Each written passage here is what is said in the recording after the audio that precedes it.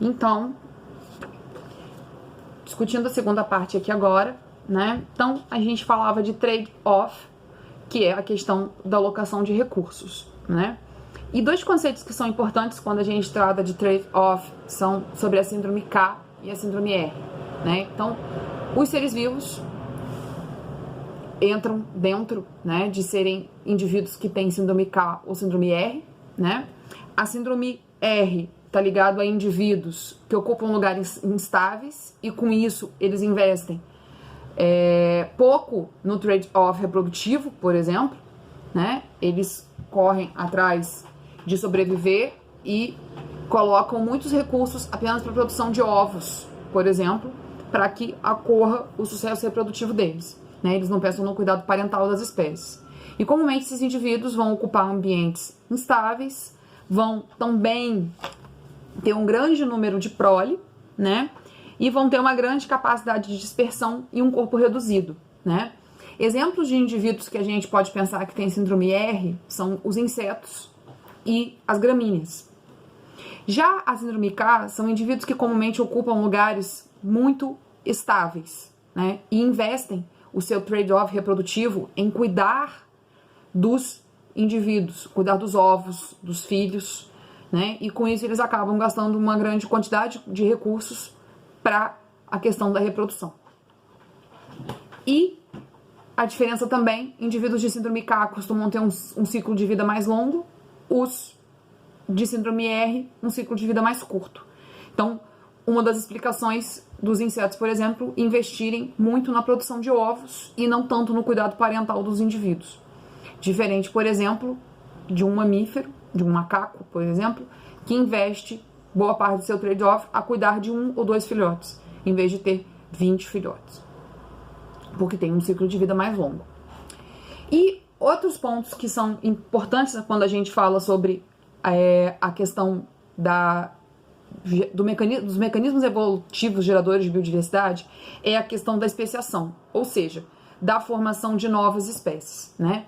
Uma nova espécie, ela pode ser formada por isolamento geográfico ou por isolamento reprodutivo. Quando a gente fala de isolamento geográfico, um exemplo é o exemplo das jararacas ilhoas, da ilha lá da Jararaca Ilhoa, na Baía de Santos, né? Essas jararacas moram hoje, né, já há muito tempo, lógico, numa ilha que foi afastada do continente por movimentos das placas tectônicas, né, por essas quebras aí que a gente viu na aula de geologia, e como elas estão isoladas há centenas de anos, há milhares de anos talvez, elas tiveram que mudar o seu comportamento porque as condições da ilha não são iguais às do continente, né? A ilha não tem roedores e lá é uma área de migração de algumas aves, né? Até porque é uma ilha no meio do oceano.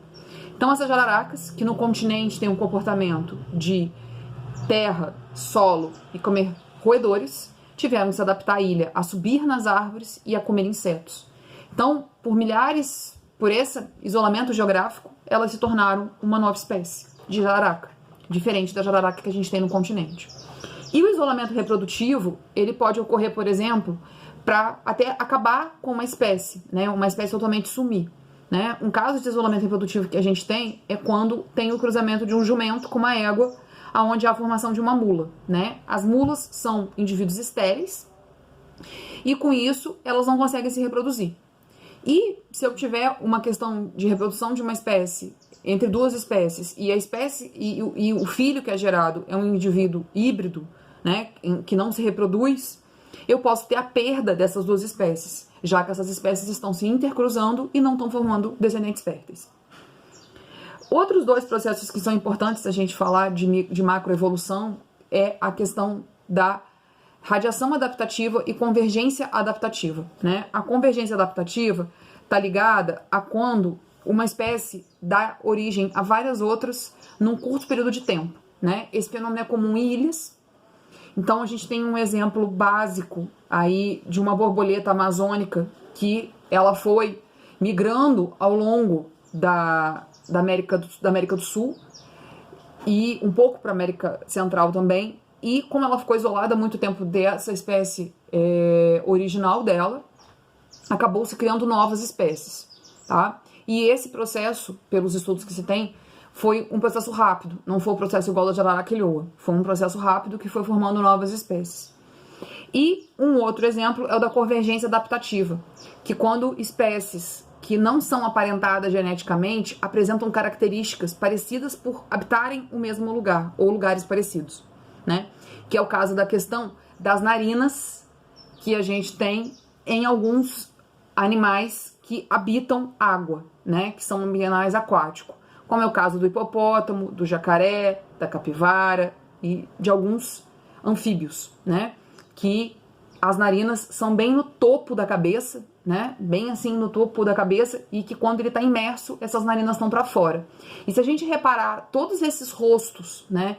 Pegarmos os ossos, né? O crânio desses indivíduos e comparar, essa narina tá na mesma posição, para ficar justamente acima da lâmina d'água. Então, isso é uma convergência adaptativa.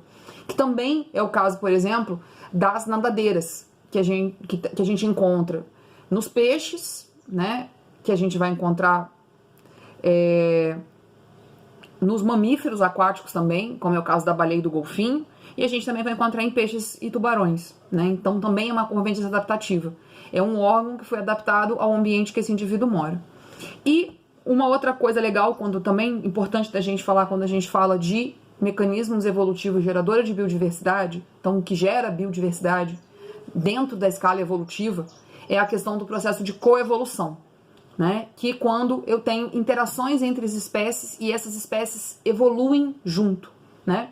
Um exemplo clássico disso é a questão das flores e das abelhas, né? Por que as flores têm cores diferentes? Ou porque uma flor é polinizada por um morcego e a outra flor é polinizada por uma abelha? E por que uma abre de manhã e a outra abre de dia, né? Isso é um processo coevolutivo, né? Então, por exemplo, flores brancas que abrem à noite são polinizadas por morcegos, porque são animais de hábitos noturnos. Então, a flor se adaptou de alguma maneira a esse hábito do animal. E o caso das abelhas, que são diurnas, se adaptaram, né, à questão das flores, se adaptaram à questão das flores coloridas, né? Então, as flores têm que ter pigmentos que reluzem para que as abelhas, que são animais diurnos, vejam, né, enxerguem aquele espectro de luz, tá? E a gente tem várias coisas ligadas à coevolução com o conceito de mutualismo, né? Eu dependo do outro para sobreviver e o outro depende de mim para sobreviver. Então é uma troca, né? Existe uma troca aí, igual o caso das flores. Elas vão fornecer néctar e as abelhas vão ajudar a elas se reproduzirem, né? A levar o pólen de uma planta para outra. Então é isso, pessoal. Se ficou alguma dúvida, alguma coisa, entrem em contato. Desculpem por esse vídeo um pouco amador, né? Não sou especialista em filmar. Tô tentando fazer uma filmagem justamente pra gente poder ter esse contato, nem se for online, né? Esse ao vivo, que a gente olhe um nos olhos do outro. Então tá bom, pessoal. Um grande abraço.